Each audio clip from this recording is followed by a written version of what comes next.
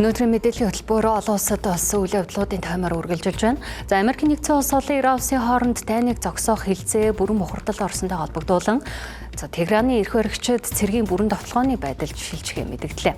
За Ираны өндөр албан тушаалтын мэдээлснээр дипломат хүчин чармайлт амжилтгүй болвол тус улс Америк нэгдсэн улсын тэнгисийн цэргийн бүслэлтийг сэтлэхийн тулд өргөн үрээтэй зохиолт өгөхөд бэлэн байгаа юм байна. За түүнчлэн өнгөрсөн 6 дугаар сард байгуулсан санамж жижигхэн бүх заалтыг Вашингтон хэдхэн 7 хоногийн дотор бүрэн биелүүлэх ёстой гэсэн хатуу нөхцөлийг Ираны тал тавиад байна.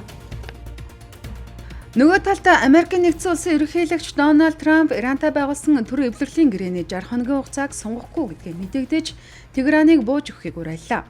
Тэрээр цагаан ордны 100 танхимд сэтгүүлчтэй уулзах үеэрээ Иран улс тохиролцоонд хүрэгчин эрмэлзэлгүйг онцолсон байна.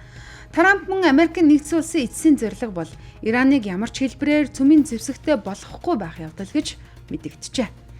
За үүний зэрэгцээ Иран улс Ормосын хоолойн тээврийн асуудлыг зохицуулахаар хөрш Омо улстай тусдаа хилцээ хийж тохиролцоонд хүрэхэд тун ойрхон байгаагаа мэдэгджээ.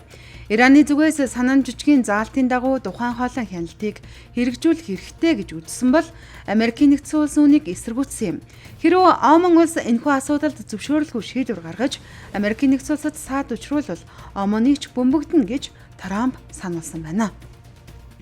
Хэдийгээр талуудын албан ёсны харилцаа ширүүлсэн ч хөшигний цаана нууц дипломат сувгаар яриа хэлцээ явагдаж байгаа тухай мэдээлэл гарлаа.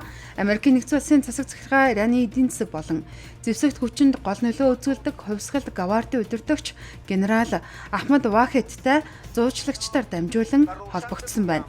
Ерөнхийлөгч Трампын тусгай айлч Жаред Кушнер Америкийн нэгдсэн улс болон Ираны засгийн газрын янз бүрийн бүтэц хоорондын яриа хэлцээ урд өмнөхөөсөө илүү өргөн хүрээнд өрнөж байгааг онцолжээ.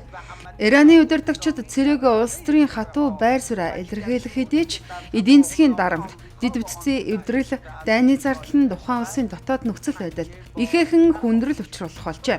За инфляц болон үндэсний мөнгөн тэмдэгтийн уналт гүнзгийрсэн нь дотоодод олон нийтийн эсэргүүцлийг дахин өдөөж болцсошгүй байгаа нь Техраны эрх баригчдын хувьд томоохон сорилт болж эхэлсэн байна.